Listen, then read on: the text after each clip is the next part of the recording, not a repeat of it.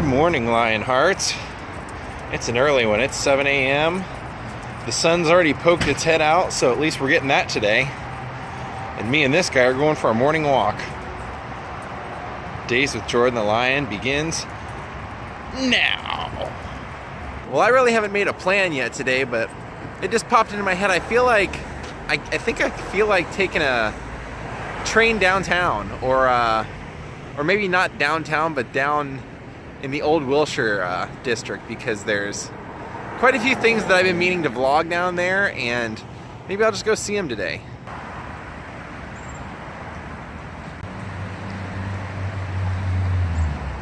What do you think's gonna happen?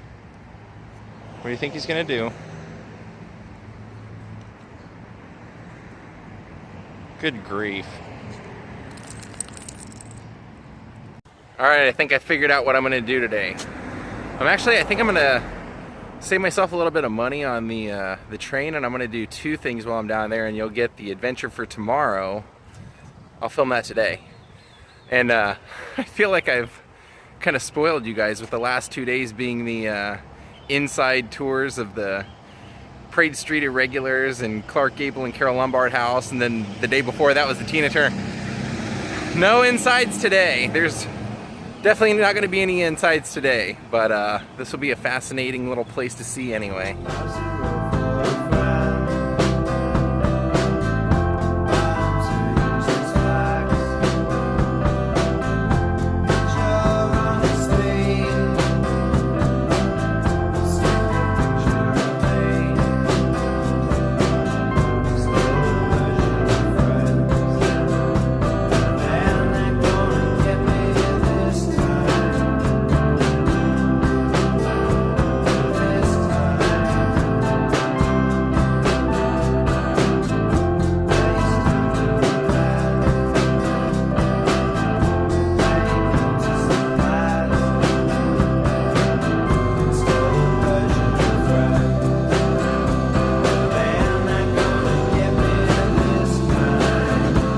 I was just walking past this. I don't know anything about this place, but it's closed up and abandoned, and I just looked in the window, and so I figured I'd show you guys at least the inside, because it had some pretty cool looking chandeliers.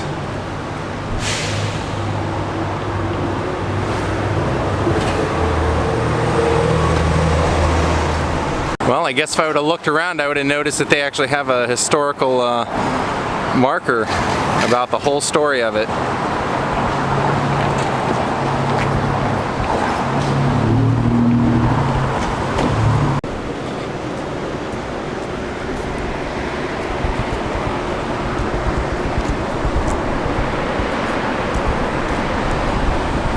Oh, there it is.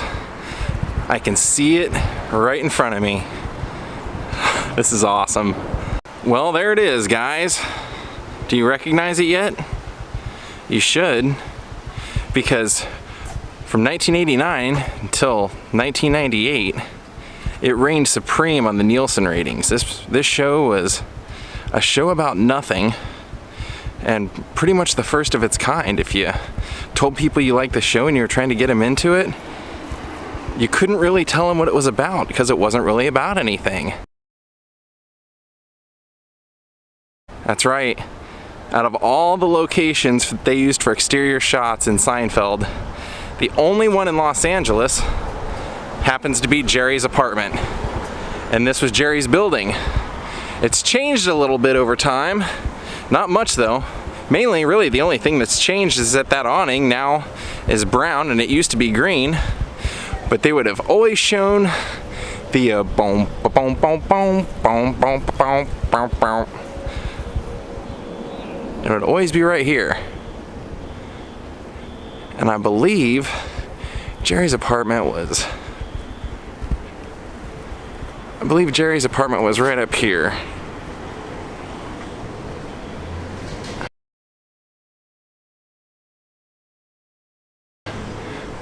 I'll double check online, but I think it was right up here.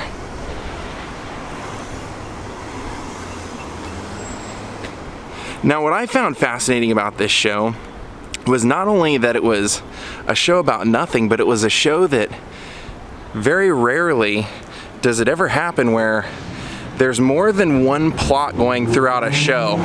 Usually in television there's one plot and then all the characters are kind of positioned around dealing with that plot. And this was one of those shows where every single character in the show always had a subplot going on along with the actual storyline of whatever was going on. So Jerry always had his own, Elaine, Kramer, and of course George. And isn't that awesome to see that in person? And this was actually a show, one of the first of its kind also, that all of their kind of featured characters, people that made guest appearances, like they would be in one episode, could actually make a career off that character. The Soup Nazi, for years, has been making his living primarily off of attending like fan autograph shows and comic conventions, and he sells his own soup. Then, if you know, of course, everybody knew Putty, you knew Banya, you got to know these people from one episode. And how often does that ever happen, that you can get into a television show and that you actually will come to recognize bit characters, that they will become a big deal? This show, like I said, it was in the top of the Nielsen ratings the entire time that it was on the air. And actually, a few years ago, the Writers Guild of America voted it the second best written show in the history of television, right behind Sopranos. And it's pretty interesting to see what happened to all the actors since the show has went off the air. And with all these shows doing reboots now, Seinfeld is one that you could, I mean, I don't know that I could see Jerry Seinfeld agreeing to want to do a reboot, but it definitely, the ending of the entire series left it open for that, because if you remember, they all ended up in jail because they had witnessed someone getting mugged, I believe, and they didn't help out, and that was like a new law in the episode, was that you couldn't stand around and watch if a crime was happening, that you're just as guilty. So it actually left them open to be able to do a comeback if they want to.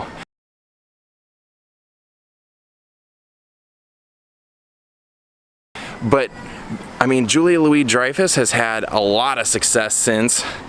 I mean, Veep, she's won awards for Veep. The show Veep has won awards.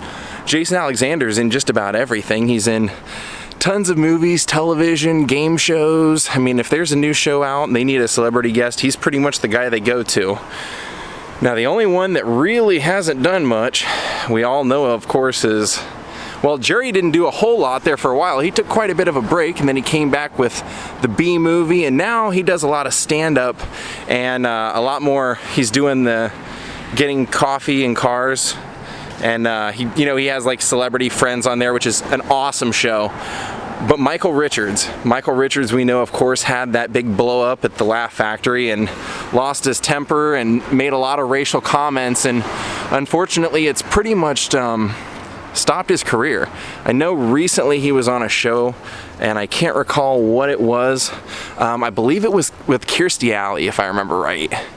But other than that, he really hasn't done much ever since he had his racial blow-up, and it's one of those things that I feel like, and I don't know that it's the same situation, but I kind of viewed it the same as what happened to baseball players during the times where they get busted for performance-enhancing drugs, is that once you come back the next season and you put up with people making fun of you, and you put up with having to answer questions to it, and you just accept your fate, people nowadays more than ever, and it's not like the Fatty Arbuckle times, people want to forgive, and he never did any of that. He chose the fall off the face of the earth strategy, and I mean, it's pretty much, you haven't heard much from him in what, almost 20 years now.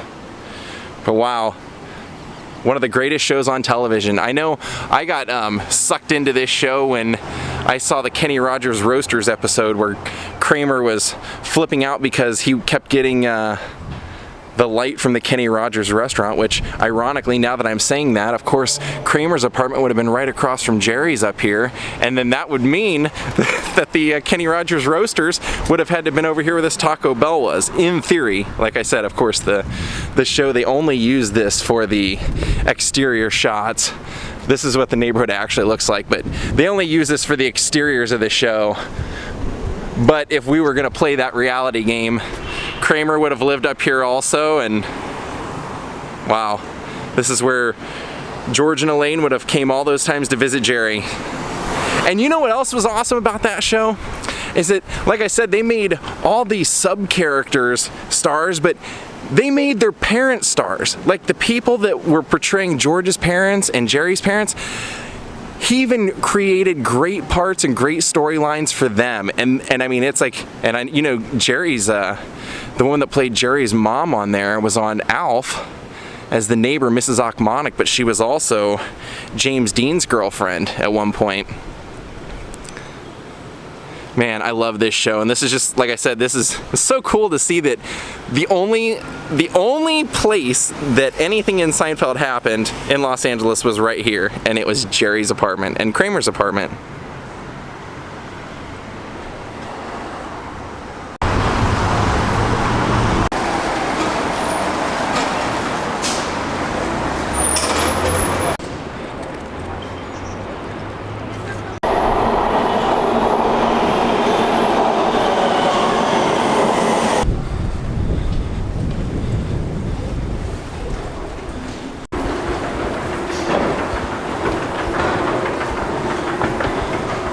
Wow, that explosion of artwork just happened. That wasn't there the other day. Last time I was over here, it wasn't here.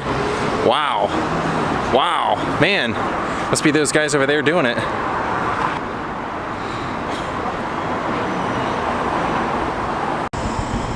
That's definitely a Frankenstein missing his 2 front teeth. Jerry Garcia'd love that. Back in the high life with this guy. He doesn't get to go on the adventures because he can't seem to stand still, but it's always good to see him when I get home.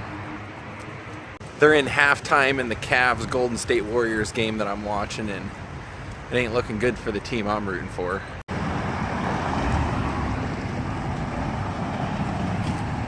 Well, good night, Lionhearts. I hope you enjoyed seeing the Seinfeld apartment from the TV show that was considered the greatest sitcom of the 90s. From your old pal Jordan the Lion, Hollywood, California. Have a great night. Good night.